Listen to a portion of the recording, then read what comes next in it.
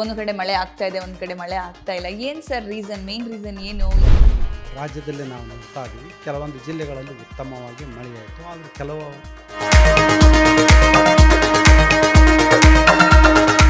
ಉತ್ತರ ಭಾರತದ್ದು weather conditions ಹೇಗಿರ್ಲಿಕ್ಕಿದೆ? Next overall ಇಂಡಿಯಾದಲ್ಲಿ ಯಾವ ರೀತಿ ಇರುತ್ತೆ ವೆದರ್ ಕಂಡೀಷನ್ಸ್? ವಾತಾವರಣದಲ್ಲಿ ಉಷ್ಣಾಂಶ ಏರಿಕೆ ಆದಾಗೆಲ್ಲ ಜೂನ್ 1ರಿಂದ ಆಗಸ್ಟ್ 4ರವರೆಗೆ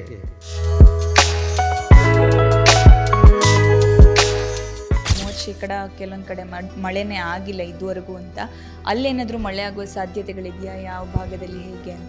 ಆಗಸ್ಟ್ 5, 6, 7ರಂದು ಈ ಜಿಲ್ಲೆಗಳಿಗೆ ಯೆಲ್ಲೋ ಅಲರ್ಟ್ ನೀಡಲಾಗಿದೆ. ಆ ಎಲ್ ನಿನೋ ಎಫೆಕ್ಟಿಂದ ಈ ರೀತಿಯಾಗಿ ಸಡನ್ ಆಗಿ ಶಿಫ್ಟ್ ಎಲ್ಲ ತುಂಬಿ ಹರಿಯುವಂತೆ ಮಳೆ. ಸೊ ಇದೆರಡು ಡಿಫ್ರೆನ್ಸನ್ನು ನೀವು ಹೇಗೆ ನೋಡ್ತೀರಿ? ಎಕ್ಸ್ಟ್ರೀಮ್ ವೆದರ್ ಕಂಡೀಷನ್ಸ್ ಈ ಬಾರಿ ಅಂತೂ ನಾವು ಸಿಕ್ಕಾಪಟ್ಟೆ ನೋಡಿದ್ದೀವಿ ಇದನ್ನು. ಸೊ ಈ ಮಳೆಗಾಲಕ್ಕೂ ಮುನ್ನ ಅಂದರೆ ಎಲ್ ನಿನೋ ಎಫೆಕ್ಟಿಂದ ಬರವನ್ನು ಕಂಡ್ವಿ. ಈಗ ಎಲ್ಲ ಕಡೆ ಒಂದೊಂದು ಪ್ಲೇಸಲ್ಲಿ ಸಿಕ್ಕಾಪಟ್ಟೆ ಮಳೆ, ಒಂದೊಂದು ಕಡೆ ಮಳೆನೇ ಇಲ್ಲ. ಈ ಎಕ್ಸ್ಟ್ರೀಮ್ ವೆದರ್ ಕಂಡೀಷನ್ಸ್ಗೆ ರೀಸನ್ಸ್ ಏನು? ಯಾಕೆ ಈ ರೀತಿ ಆಗ್ತಾ ಇದೆ? ಎಲ್ ನಿನೋ ಎಫೆಕ್ಟ್ ಆದ ಬಳಿಕ ಮಳೆನೇ ಬರೋದಿಲ್ಲ ಅನ್ನುವಂಥ ಒಂದು ಥಾಟಿಗೆ ಜನರು ಹೋಗ್ಬಿಟ್ಟಿದ್ರು. ಆದರೆ ಕೆಲವೊಂದು ಭಾಗದಲ್ಲಿ ಬರುತ್ತೆ ಅನ್ನುವಂಥ ಒಂದು ನಂಬಿಕೆ ಕೂಡ ಇತ್ತು. ಅಂದರೆ ವೆದರ್ ರಿಪೋರ್ಟ್ ಕೂಡ ಹಾಗೆ ಇತ್ತು. ಸೊ ಈ ಎಕ್ಸ್ಟ್ರೀಮ್ ವೆದರ್ ಕಂಡೀಷನ್ಸ್ ಬಗ್ಗೆ ಮಾತನಾಡೋದಕ್ಕೆ ನಮ್ಮ ಜೊತೆಗೆ CS ಪಾಟೀಲ್ ಸರ್ ಇದ್ದಾರೆ. ಬನ್ನಿ ಅವನ್ನ ಮಾತಾಡ್ಸೋಣ. ಹೆಲೋ ಸರ್, ಅಲ್ವಾ? ಹೇಗಿದ್ದೀರಾ? ನಾನು ಆರಾಮ. ಸರ್, ಈ ಬಾರಿ ನಾವು ಡಿಸ್ಕಸ್ ಮಾಡ್ತಾನೆ ಇದ್ದೀವಿ ಸತತ 3-4 ಎಪಿಸೋಡಿಂದ ಈ ವೆದರ್ ಕಂಡೀಷನ್ ಬಗ್ಗೆ. Because this time it is El Nino effect ಜೊತೆಗೆ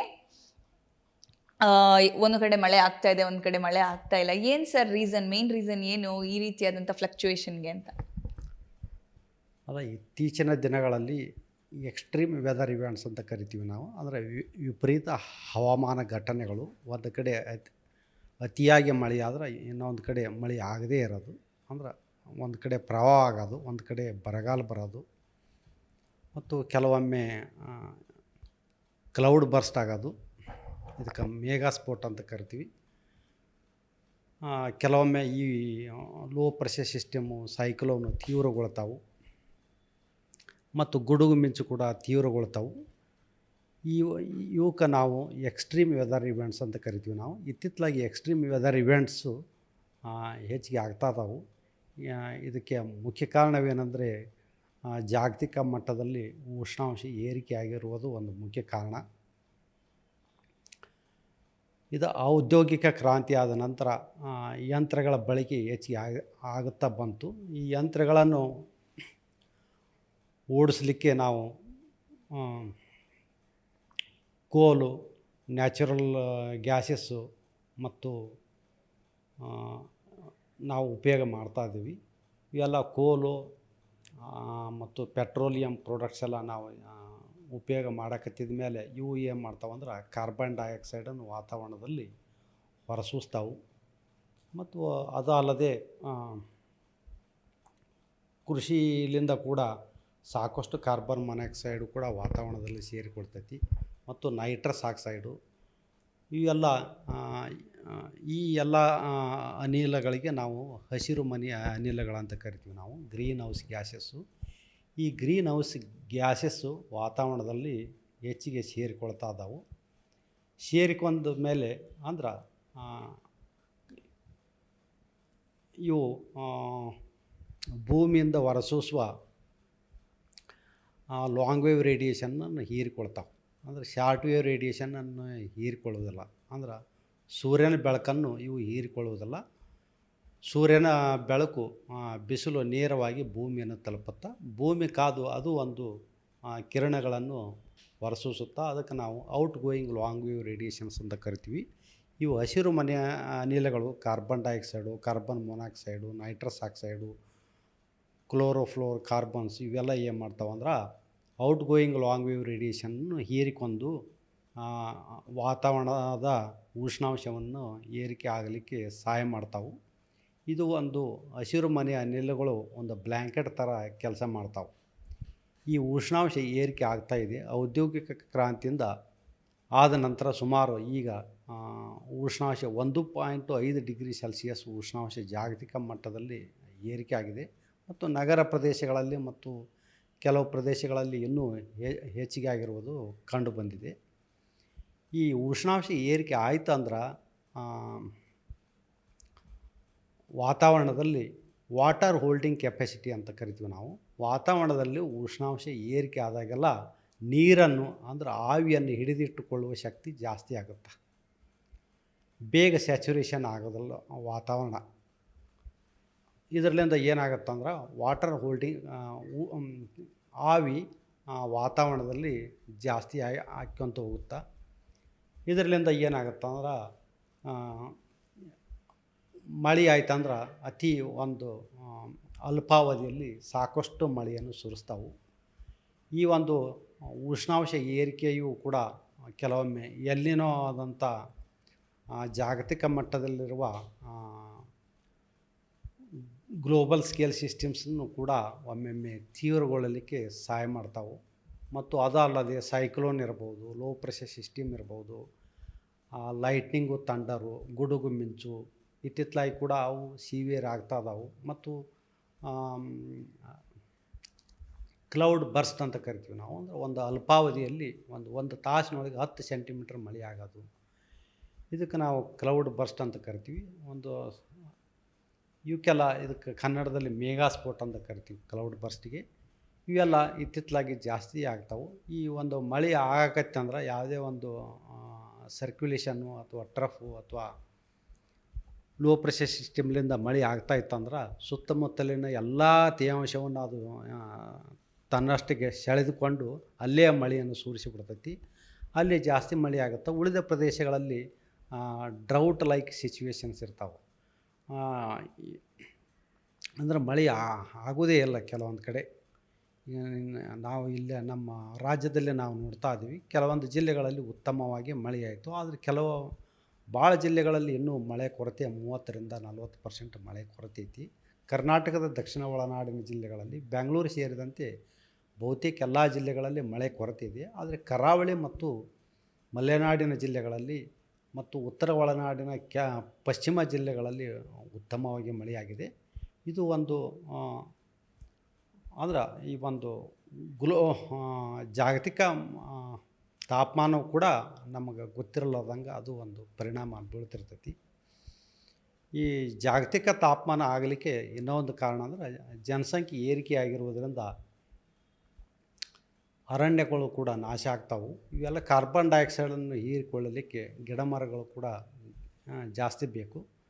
ಹಿಂಗೆ ಇವೆಲ್ಲ ಅಂಶಗಳು ಇವನ್ನೆಲ್ಲ ಕಡಿಮೆ ಮಾಡ್ಬೇಕಂದ್ರೆ ನಾವು ರಿನ್ಯೂವೇಬಲ್ ಎನರ್ಜಿ ಸೋರ್ಸಸ್ ನಾವು ಹುಡುಕಿಕೊಳ್ಬೇಕಾಗತ್ತೆ. ಈಗ ಸೋಲಾರ್ ಎನರ್ಜಿ ಇರ್ಬೋದು, ವಿಂಡ್ ಎನರ್ಜಿ ಇರ್ಬೋದು. ಹಿಂಗೆ ಮತ್ತು ಕಾರ್ಬನ್ ಡೈಆಕ್ಸೈಡನ್ನು ವಾತಾವರಣದಲ್ಲಿ ಹೊರಸೂಸೋದನ್ನು ಕಡಿಮೆ ಮಾಡಬೇಕು. ಕಾರ್ಬನ್ ಮೊನಾಕ್ಸೈಡ್ ಇರ್ಬೋದು, ನೈಟ್ರಸ್ ಆಕ್ಸೈಡು ಇವೆಲ್ಲ ವಾತಾವರಣದಲ್ಲಿ ಹೊರಸೂಸುವುದನ್ನು ಕಡಿಮೆ ಮಾಡೋದರಿಂದ ನಾವು ಈ ಒಂದು ಗ್ಲೋಬಲ್ ವಾರ್ಮಿಂಗನ್ನು ಕಡಿಮೆ ಮಾಡ್ಕೋಬೋದು. ಮತ್ತು ಇದಕ್ಕೆ ಇತರ ಸೊಲ್ಯೂಷನ್ಸ್ ಅದಾವೆ, ಅವನ್ನ ಇಂಪ್ಲಿಮೆಂಟ್ ಮಾಡಬೇಕಾಗತ್ತೆ. ಸರ್, ಈಗ ರೈಸ್ ಇನ್ ಟೆಂಪ್ರೇಚರ್ ಅಂತ ಹೇಳಿದರೆ ಪ್ರಮುಖ ಕಾರಣ ಈಗಿರುವಂಥ ಸಮತೋಲನವನ್ನು ಹಾಳು ಮಾಡೋದಕ್ಕೆ ಏನು ರೀಸನ್ ಅಂತ ಅನಿಸುತ್ತೆ? ಈ ಟೆಂಪ್ರೇಚರ್ ರೈಸಿಂದ ಒಟ್ಟಾರೆಯಾಗಿ ರೈನ್ಫಾಲ್ ಮೇಲೆ ಬೀರುವಂಥ ಎಫೆಕ್ಟ್ ಏನು ಹೇಳ್ತೀರಿ? ಉಷ್ಣಾಂಶ ಏರಿಕೆ ಆಗಿರುವುದರಿಂದ ಸಮುದ್ರ ಅಥವಾ ಸಾಗರ ಮತ್ತು ನೀರು ಬೇಗ ಆವಿಯಾಗಿ ವಾತಾವರಣವನ್ನು ಸೇರಿಕೊಳ್ಳುತ್ತೆ. ಅಂದರೆ ಆವಿಯಾಗುವಿಕೆ ಕ್ರಿಯೆಯು ಕೂಡ ಹೆಚ್ಚಿಗೆ ಆಗುತ್ತೆ. ಮತ್ತು ವಾತಾವರಣದ ಉಷ್ಣಾಂಶ ಏರಿಕೆ ಆದಾಗ ವಾತಾವರಣವು ಕೂಡ ಹೆಚ್ಚಿನ ಆವಿಯನ್ನು ಹಿಡಿದಿಟ್ಟುಕೊಳ್ಳುವ ಶಕ್ತಿ ಕೂಡ ಹೆಚ್ಚಿಗೆ ಆಗುತ್ತೆ. ಇದರಿಂದ ಏನಾಗುತ್ತಂದ್ರೆ ಈ ಆವಿ ವೇಪರ್ ಇದ್ದದ್ದು ವಾಟ್ರಾಗಿ ಕಂಡೆನ್ಸೇಷನ್ ಆಗೋ ಮುಂದೆ ಅದಕ್ಕೆ ಎನರ್ಜಿ ಒಂದು ಹೀಟ್ ಬಿಡುಗಡೆ ಮಾಡುತ್ತಾ. ಅದಕ್ಕೆ ನಾವು ಲೇಟೆಂಟ್ ಹೀಟ್ ಅಂತ ಕರಿತೀವಿ ನಾವು. ಈ ಲೇಟೆಂಟ್ ಹೀಟ್ ಬಿಡುಗಡೆ ಮಾಡೋದ್ರಿಂದ ಇನ್ನೂ ಕೆಲವೊಮ್ಮೆ ಥಂಡರ್ ಸ್ಟಾರ್ಮು ಇವೆಲ್ಲ ಸೈಕ್ಲೋನು ಸಿವಿಯರ್ ಆಗ್ತಾ ಹೋಗ್ತಾವೆ. ಇವೆಲ್ಲ ಪರಿಣಾಮಗಳು ಆಗ್ತಾವೆ. ಮುಂದಿನ ದಿನಗಳಲ್ಲಿ ಸರ್, ನೀವು ಹೇಳಿದ್ರಿ 30% ಕೆಲವೊಂದು ಕಡೆ ಮಳೆನೇ ಆಗಿಲ್ಲ ಇದುವರೆಗೂ ಅಂತ. ಅಲ್ಲೇನಾದರೂ ಮಳೆ ಆಗುವ ಸಾಧ್ಯತೆಗಳಿದೆಯಾ? ಯಾವ ಭಾಗದಲ್ಲಿ ಹೇಗೆ ಅಂತ? ಮುಂದಿನ ಒಂದು 4 ದಿನಗಳವರೆಗೆ ಕರ್ನಾಟಕದ ದಕ್ಷಿಣ ಒಳನಾಡು ಹಾಗೂ ಉತ್ತರ ಒಳನಾಡಿನ ಜಿಲ್ಲೆಗಳಲ್ಲಿ ಕೆಲವು ಕಡೆ ಅಂದರೆ 50%ಕ್ಕಿಂತ ಕಡಿಮೆ ಪ್ರದೇಶದಲ್ಲಿ ಹಗುರದಿಂದ ಸಾಧಾರಣವಾಗಿ ಮಳೆಯಾಗುವ ಸಾಧ್ಯತೆಗಳಾದವು. ಕರ್ನಾಟಕದ ಒಳನಾಡಿನಲ್ಲಿ ಅಂದರೆ ಪೂರ್ವದ ಜಿಲ್ಲೆಗಳಲ್ಲಿ ಇನ್ನೂ ಅಷ್ಟೊಂದು ಭಾರಿ ಮಳೆಯಾಗುವ ಸೂಚನೆಗಳು ಇಲ್ಲ. ಆದರೆ ಕರಾವಳಿ ಜಿಲ್ಲೆಗಳಲ್ಲಿ ಮತ್ತು ಮಲೆನಾಡಿನ ಜಿಲ್ಲೆಗಳಲ್ಲಿ ಇವತ್ತು ಆಗಸ್ಟ್ 4ರಂದು ವ್ಯಾಪಕವಾಗಿ ಮಳೆಯಾಗುವ ಸಾಧ್ಯತೆ ಐತಿ. ಆಗಸ್ಟ್ 4ರಂದು ದಕ್ಷಿಣ ಕನ್ನಡ, ಉಡುಪಿ ಜಿಲ್ಲೆಗಳ ಕೆಲವು ಕಡೆ ಭಾರೀ ಹಾಗೂ ಅತಿ ಭಾರೀ ಮಳೆಯಾಗುವ ಸಾಧ್ಯತೆ ಇರುವುದರಿಂದ ಈ ಜಿಲ್ಲೆಗಳಿಗೆ ಆರೆಂಜ್ ಅಲರ್ಟನ್ನು ಕೊಡಲಾಗಿದೆ. ಉತ್ತರ ಕನ್ನಡ ಜಿಲ್ಲೆಗೆ ಯೆಲ್ಲೋ ಅಲರ್ಟನ್ನು ಕೊಡಲಾಗಿದೆ. ಆಗಸ್ಟ್ 5, 6, 7ರಂದು ಕರಾವಳಿ ಜಿಲ್ಲೆಗಳಿಗೆ ನಾವು ಯೆಲ್ಲೋ ಅಲರ್ಟನ್ನು ಕೂಡ ಕೊಡಲಾಗಿದೆ. ಮತ್ತು ಶಿವಮೊಗ್ಗ, ಚಿಕ್ಕಮಗಳೂರು, ಕೊಡಗು ಜಿಲ್ಲೆಗಳಿಗೆ ಇವತ್ತು ಆರೆಂಜ್ ಅಲರ್ಟನ್ನು ಕೊಡಲಾಗಿದೆ ಆಗಸ್ಟ್ 4ರಂದು. ಆಗಸ್ಟ್ 5, 6, 7ರಂದು ಈ ಜಿಲ್ಲೆಗಳಿಗೆ ಯೆಲ್ಲೋ ಅಲರ್ಟನ್ನು ಕೊಡಲಾಗಿದೆ. ಆದರೆ ಕರ್ನಾಟಕದ ಉಳಿದ ಜಿಲ್ಲೆಗಳಲ್ಲಿ ಹಗುರದಿಂದ ಸಾಧಾರಣವಾಗಿ ಮಾತ್ರ ಮಳೆಯಾಗುವ ಸಾಧ್ಯತೆಗಳಾದವು. ಅಷ್ಟೊಂದು ಏನು ಭಾರಿ ಮಳೆಯಾಗುವ ಸಾಧ್ಯತೆಗಳು ಇಲ್ಲ. ಕರ್ನಾಟಕವನ್ನು ಹೊರತುಪಡಿಸಿ ಹೊರ ರಾಜ್ಯಗಳಲ್ಲಿ ನೋಡೋದಾದರೆ ಅಲ್ಲೂ ಕೂಡ ತುಂಬ ಜೋರಾಗಿ ಮಳೆ ಆಗ್ತಾ ಇದೆ. ಸೊ ಯಾವ ವೆದರ್ ಫ್ಯಾಕ್ಟರ್ಸ್ ಇದಕ್ಕೆ ಮೇನ್ ರೀಸನ್? ನಮ್ಮ ರಾಜ್ಯದ ಮೇಲೆ ಈ ರೀತಿಯಾಗಿ ಎಫೆಕ್ಟ್ ಬೀಳೋದಕ್ಕೆ ಏನು ಕಾರಣ ಅಂತ? ಈ ವರ್ಷ ವಾಯುಭಾರ ಕುಸಿತಗಳು ಬಂಗಾಳ ಉಪಸಾಗರದ ಉತ್ತರ ಭಾಗದಲ್ಲಿ ಆಗ್ತಾವೆ. ಅವು ಛತ್ತೀಸ್ಗಢ, ವೆಸ್ಟ್ ಬೆಂಗಾಲ್ ಕ್ರಾಸ್ ಮಾಡಿ ಒರಿಸ್ಸಾ, ಮಧ್ಯಪ್ರದೇಶ, ಉತ್ತರ ಮಹಾರಾಷ್ಟ್ರ, ಗುಜರಾತ್ ಕಡೆ ಚಲಿಸಿದು ಒಂದು 2-3 ವೆದರ್ ಸಿಸ್ಟಮ್ಸು. ಹೀಗಾಗಿ ಅಲ್ಲೇ ಮಳೆ ಆಯಿತು. ಈ ಒಂದು ದಕ್ಷಿಣ ಕಡೆ ದಕ್ಷಿಣ ಭಾರತದ ರಾಜ್ಯಗಳಿಗೆ ಒಂದು ಸ್ವಲ್ಪ ಮಳೆ ಕೊರತೆ ಭಾಳ ಐತೆ. ಉತ್ತರ ಭಾರತದ್ದು ವೆದರ್ ಕಂಡೀಷನ್ಸ್ ಹೇಗಿರಲಿಕ್ಕಿದೆ? ನೆಕ್ಸ್ಟ್ ಓವರಾಲ್ ಇಂಡಿಯಾದಲ್ಲಿ ಯಾವ ರೀತಿ ಇರುತ್ತೆ ವೆದರ್ ಕಂಡೀಷನ್ಸ್ ಇನ್ನೊಂದು 2 months ಅಂತ? ಮಳೆ ಎಕ್ಸ್ಪೆಕ್ಟ್ ಮಾಡಬಹುದಾ ಅಥವಾ ಕಡಿಮೆ, ಸಾಧಾರಣಕ್ಕಿಂತ ಕಡಿಮೆ ಇರುತ್ತಾ ಹೇಗೆ ಅಂತ? ಮತ್ತು ಏನು ವೆದರ್ ಫ್ಯಾಕ್ಟರ್ಸ್ ಇದಕ್ಕೆ ಮೇನ್ ರೀಸನ್ ಅಂತ? ಉತ್ತರ ಭಾರತದ ಕೆಲವು ಜಿಲ್ಲೆಗಳಲ್ಲಿ ಮಳೆ ಆಗುತ್ತೆ. ಒರಿಸ್ಸಾ, ಛತ್ತೀಸ್ಗಢ, ವೆಸ್ಟ್ ಬೆಂಗಾಲು, ಕೇರಳದ ಕರಾವಳಿ ಜಿಲ್ಲೆಗಳಲ್ಲಿ ಮಳೆಯಾಗಿದೆ. ಕೇರಳ ಹೆಚ್ಚು ಕರಾವಳಿ ಇರುವುದರಿಂದ ಮಳೆ ಆಗ್ತಾ ಹಿಂಗೆ ಅದಕ್ಕೆ ನಮ್ಮ ಕರ್ನಾಟಕದ ಗತೆ ಇಂಟೀರಿಯರ್ ಡಿಸ್ಟ್ರಿಕ್ಸ್ ಕಡಿಮೆ, ಎಲ್ಲವೂ ಕರಾವಳಿ ಪ್ರದೇಶ ಆಗಿರುವುದರಿಂದ ಅಲ್ಲಿ ಸಹಜವಾಗಿ ಮಳೆ ಆಗುತ್ತೆ. ಅದೇ ತಮಿಳುನಾಡಿನಲ್ಲಿ ಎಷ್ಟೋ ಮಳೆ ಕಡಿಮೆ ಐತಿ. ಮತ್ತು ಕರ್ನಾಟಕದ ಒಳನಾಡಿನಲ್ಲಿ ಈ ಕಡೆ ಆಂಧ್ರ ಪ್ರದೇಶ, ತೆಲಂಗಾಣದಲ್ಲಿ ಕೂಡ ಮಳೆ ಕೊರತೆ ಇದೆ. ಸರ್, ಈ ಬಾರಿ ಈ ಕರಾವಳಿ ಜಿಲ್ಲೆಗಳಲ್ಲಿ ಆಗಾಗ ರಜೆ ಕೂಡ ಘೋಷಿಸ್ತಾ ಇದ್ದಾರೆ. ಇಷ್ಟೊಂದು ಮಳೆ ನೋಡಿದ್ರೆ ಎಲ್ಲೊಂದು ಕಡೆ ಅತಿವೃಷ್ಟಿ ಅಥವಾ ಫ್ಲಡ್ ಏನಾದ್ರು ಆಗುವಂಥ ಚಾನ್ಸಸ್ ಇದೆಯಾ? ಎಲ್ಲರೂ ಕೂಡ ಅದೇ ಹೇಳ್ತಾ ಇದ್ದಾರೆ. ತುಂಬ ಮಳೆ, ಅಲ್ಲಿನ ವಿಜುವಲ್ಸ್ಗಳನ್ನು ನೋಡಿದ್ರೆ ಸಾಕು. ಸೊ ರೋಡ್ ಮೇಲೆಲ್ಲ ಫುಲ್ ನದಿ ರೀತಿಯಾಗಿ ಹೋಗಿದೆ. ಸೊ ಏನು ಹೇಳ್ತೀರಿ ಅಂತ? ಇವತ್ತೂ ಕೂಡ ದಕ್ಷಿಣ ಕನ್ನಡ, ಉಡುಪಿ, ಶಿವಮೊಗ್ಗ, ಚಿಕ್ಕಮಗಳೂರು, ಕೊಡಗು ಈ ಜಿಲ್ಲೆಗಳ ಕೆಲವು ಕಡೆ ಭಾರೀ ಹಾಗೂ ಅತಿ ಭಾರಿ ಮಳೆಯಾಗುವ ಸಾಧ್ಯತೆ ಇರುವುದರಿಂದ ಆರೆಂಜ್ ಅಲರ್ಟನ್ನು ಕೊಡಲಾಗಿದೆ. ಸ್ವಲ್ಪ ಆಗಸ್ಟ್ 5, 6 ನಂತರ ತಾತ್ಕಾಲಿಕವಾಗಿ ಮಳೆ ಈ ಒಂದು ಭಾಗದಲ್ಲಿ ಕಡಿಮೆಯಾಗುವ ಸಾಧ್ಯತೆಗಳದಾವೆ. ಆದರೆ ಇವತ್ತು ನಾಳೆಗೆ ನಂತರ 6ನೇ ತಾರೀಕಿನಿಂದ ಮಳೆ ಪ್ರಮಾಣ ಈ ಜಿಲ್ಲೆಗಳಲ್ಲಿ ಕಡಿಮೆ ಆಗುತ್ತೆ. ಸರಿ, ಈ ಮಳೆಗಾಲ ಪ್ರಾರಂಭ ಆದಾಗ ಎಲ್ ನಿನೋ ಎಫೆಕ್ಟ್ ಅಂತ ಹೇಳಿ ಜನ ಒಂದಷ್ಟು ಪರದಾಡಿದ್ದಿದೆ. ಆ ಎಲ್ ನಿನೋ ಎಫೆಕ್ಟಿಂದ ಈ ರೀತಿಯಾಗಿ ಸಡನ್ ಆಗಿ ಶಿಫ್ಟ್ ಎಲ್ಲ ತುಂಬಿ ಹರಿಯುವಂತೆ ಮಳೆ. ಸೊ ಇದೆರಡು ಡಿಫ್ರೆನ್ಸನ್ನು ನೀವು ಹೇಗೆ ನೋಡ್ತೀರಿ? ಯಾಕೆ ಈ ರೀತಿ ಆಯಿತು ಅಂತ? ನೀವು ಕರಾವಳಿ ಮಲೆನಾಡಿನ ಜಿಲ್ಲೆಗಳನ್ನು ನೀವು ತೆಗೆದುಕೊಂಡ್ರೆ ನೀವು ಜೂನ್ 1ರಿಂದ ಆಗಸ್ಟ್ 4ರವರೆಗೆ ಇನ್ನೂ ಮಳೆ ಕೊರತೆ ಐತಿ. ಕರಾವಳಿ ಜಿಲ್ಲೆಗಳಲ್ಲಿ ಒಂದು 28% ಮಳೆ ಕೊರತೆ ಐತಿ. ಮಲೆನಾಡಿನ ಜಿಲ್ಲೆಗಳಲ್ಲಿ ಕೂಡ ಮಳೆ ಕೊರತೆ ಐತಿ. ಆದರೆ ಈ ಒಂದು ಮಳೆ ಒಂದು ಅಲ್ಪಾವಧಿಯಲ್ಲಿ ಒಂದು 4-5 ದಿವಸದಲ್ಲೇ ಭಾಳ ಜಾಸ್ತಿ ಮಳೆ ಆಯ್ತದೆ ಕಡಿಮೆ ಅವಧಿಯಲ್ಲಿ. ಹಿಂಗಾಗಿ ಫ್ಲಡ್ಸ್ ಆಗ್ತಾವೆ. ಹಂಗೆ ನೀವು ಟೋಟಲ್ ಕ್ವಾಂಟಿಟಿ ಆಫ್ ರೇನ್ಫಾಲ್ ತೊಗೊಂಡ್ರೆ ಅಷ್ಟು ಮಳೆ ಆಗಿಲ್ಲ. ನಾನು ನಿಮಗೆ ಹೇಳ್ಬೇಕಂದ್ರೆ ಕಡಿಮೆ ಅವಧಿಯಲ್ಲಿ ಜಾಸ್ತಿ ಮಳೆ ಆಗಿರೋದ್ರಿಂದ ಈ ರೀತಿ ಒಂದು ಫ್ಲಡ್ ಸಿಚುವೇಶನ್ ಆಗುತ್ತೆ. ಅತಿ ಭಾಳ ಮಳೆ ಆತಂದು ನಮಗೆ ಅನಿಸುತ್ತೆ. ಆದ್ರೆ ನೀವು 30 ವರ್ಷ ಸರಾಸರಿ ನೋಡಿದ್ರೆ ಮಳೆ ಕೊರತೆ ಇನ್ನೂ ಐತಂತ ನಾ ಹೇಳ್ಬೋದು. ಈಗ ಜಲಾಶಯಗಳಲ್ಲೆಲ್ಲ ಪ್ರತಿ ಬಾರಿಗೋಕ್ಕಿಂತ ಕಡಿಮೆ ಕ್ಯೂಸೆಕ್ ನೀರಿದೆ ಅಂತೇಳಿ ಒದ್ದಾಡ್ತಾ ಇದ್ರು. ಬಟ್ ಈಗ ಬೇರೆ ಹೊರ ರಾಜ್ಯಕ್ಕೂ ಕೂಡ ನೀರು ಬಿಡಬೇಕು ಅಂತೇಳಿ ಆದೇಶ ಹೊರಡಿಸಿರೋದು. ಸೊ ಇನ್ನು ಮಳೆ ಆಗುತ್ತಾ ಸರ್? ಹೊರಗಡೆ ರಾಜ್ಯಕ್ಕೆ ನಾವು ನೀರನ್ನು ಕೊಟ್ಟರೆ, ತಮಿಳ್ನಾಡಿಗೆ ಬಿಟ್ಟರೆ ನಮಗೆ ಇನ್ನಷ್ಟು ಮಳೆ ಕೊರತೆ ಆಗುತ್ತಾ ಅಥವಾ ಮಳೆ ಬರುತ್ತಾ? ಹೇಗೆ ನಾವು ಕೊಡಬಹುದಾ? ನಿಮ್ಗೇನು ಅನಿಸುತ್ತೆ? ಅಲ್ಲ, ಇನ್ನೂ 2-3 ದಿವಸ ಮಳೆ ಆಗತ್ತೆ. ಹೊರ ರಾಜ್ಯಕ್ಕೆ ನೀರು ಬಿಡೋದ್ರಿಂದ ಏನು ಸಮಸ್ಯೆ ಆಗೋದಿಲ್ಲ ಅಂತ? ಅಲ್ಲ, ಅದು ಸರ್, ವಾಯುಭಾರ ಕುಸಿತ ಅನ್ನುವಂಥದ್ದು ಒಂದು ಪ್ರಮುಖ ಟಾಪಿಕ್. ಯಾವಾಗಲೂ ವೆದರ್ ಕಂಡೀಷನ್ ಅಂತ ಬಂದಾಗ ಅಲ್ಲಿ ಬಂಗಾಳ ಕೊಲ್ಲಿಯಲ್ಲಿ ವಾಯುಭಾರ ಕುಸಿತ ಆಗಿದೆ, ಅದರಿಂದ ಈ ರೀತಿಯಾದಂಥ ಎಫೆಕ್ಟು ಅಂತ. ಸೊ ಈ ವಾಯುಭಾರ ಕುಸಿತದ ಬಗ್ಗೆ ಒಂದಿಷ್ಟು ಎಕ್ಸ್ಪ್ಲನೇಷನ್ ಕೊಡೋದಾದರೆ ಇದು ಯಾಕೆ ಆಗುತ್ತೆ, ಹೇಗಾಗುತ್ತೆ, ಮತ್ತು ಅದರ ಡಿರೆಕ್ಷನ್ ಬದಲಾಯಿಸುವಂಥ ರೀಸನ್ಸ್ಗಳೇನು? ಸೊ ಇದ್ರ ಬಗ್ಗೆ. ಅದ ಪೂರ್ವದಿಂದ ಪಶ್ಚಿಮ ಕಡೆ ಒಂದು ಉಷ್ಣವಲಯದಲ್ಲಿ ಅಲೆಗಳು ಚಲಿಸ್ತಾ ಇರ್ತಾವೆ. ಈ ಅಲೆಗಳ ಜೊತೆಗೆ ಟ್ರಫ್ ಅಂತೇಳಿ ಇರ್ತೈತಿ, ಅಂದ್ರೆ ಲೋ ಪ್ರೆಷರ್ ಸಿಸ್ಟಮ್ಸು. ಈ ಲೋ ಪ್ರೆಷರ್ ಸಿಸ್ಟಮ್ಸು ಪೆಸಿಫಿಕ್ ಮಹಾಸಾಗರದಿಂದ ಇಂಡಿಯನ್ ಓಷಿಯನ್ ಕಡೆ ಚಲಿಸ್ತಾ ಇರ್ತಾವೆ. ಇವು ಬಂಗಾಳ ಉಪಸಾಗರದಲ್ಲಿ ಇದು ರೆಗ್ಯುಲರ್ ಆಗೇ ಇರ್ತೈತಿ ಯಾವಾಗಲೂ. ಈ ಗ್ಲೋಬ್ ತುಂಬಾ ಹಂಗೆ ಇರ್ತೈತಿ. ಅದು ಈಸ್ಟರ್ಲಿ ವೇವ್ಸು ಚಲಿಸ್ತಾ ಇರ್ತಾವೆ. ಚಲಿಸಿದಾಗ ಬಂಗಾಳ ಉಪಸಾಗರದಲ್ಲಿ ಅಲ್ಲಿ ನೀರಿನ ಉಷ್ಣಾಂಶ ಅರಬ್ಬಿ ಸಮುದ್ರಕ್ಕಿಂತ ಸ್ವಲ್ಪ ಹೆಚ್ಚಿಗೆ ಇರೋದ್ರಿಂದ ಇಲ್ಲಿ ಲೋ ಪ್ರೆಷರ್ ಸಿಸ್ಟಮ್ಸು ತೀವ್ರಗೊಳ್ತಾವೆ. ಅಂದ್ರೆ ನೀರು ಆವಿಯಾಗಿ ಬಿಡ್ತೈತಿ. ಆವಿ ಇದ್ದದ್ದು ಮತ್ತು ವಾಟರ್ ಆಗಿ ಕಂಡೆನ್ಸೇಷನ್ ಆಗ ಮುಂದೆ ಅದು ಲೇಟೆಂಟ್ ಹೀಟ್ ಬಿಡುಗಡೆ ಆಗಿ ಈ ಒಂದು ಲೋ ಪ್ರೆಷರ್ ಸಿಸ್ಟಮನ್ನು ಇಂಟೆನ್ಸಿಫೈ ಮಾಡ್ತಾವೆ, ಅಂದ್ರೆ ತೀವ್ರಗೊಳ್ತಾವೆ.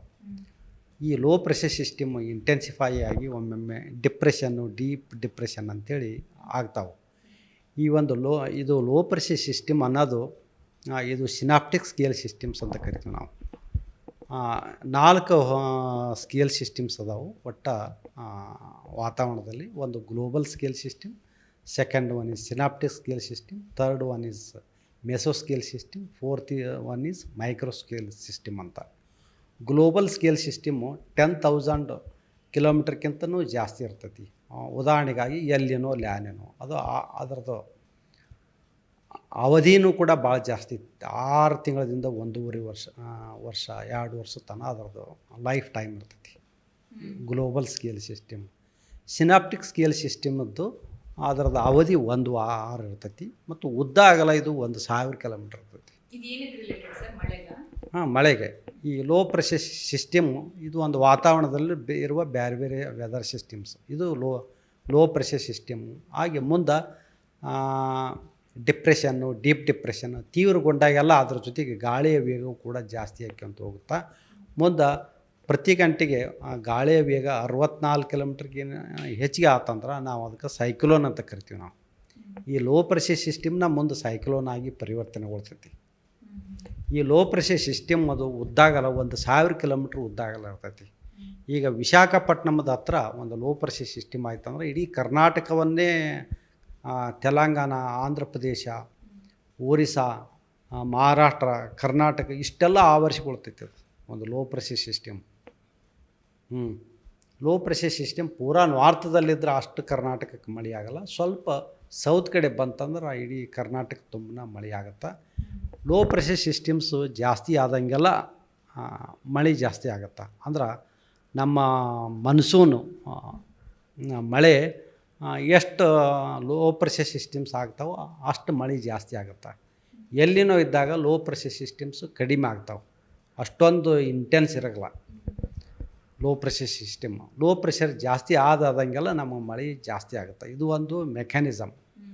ಮತ್ತು ಮೂರನೇದ್ದು ಹೇಳ್ಬೇಕಂದ್ರೆ ಮೆಸೋ ಸ್ಕೇಲ್ ಸಿಸ್ಟಮ್ ಅಂತ ಕರಿತೀವಿ. ಇದರದು ಉದ್ದ ಆಗಲ್ಲ 10ರಿಂದ 20 ಕಿಲೋಮೀಟ್ರು ಅಥವಾ 100 ಕಿಲೋಮೀಟ್ರು.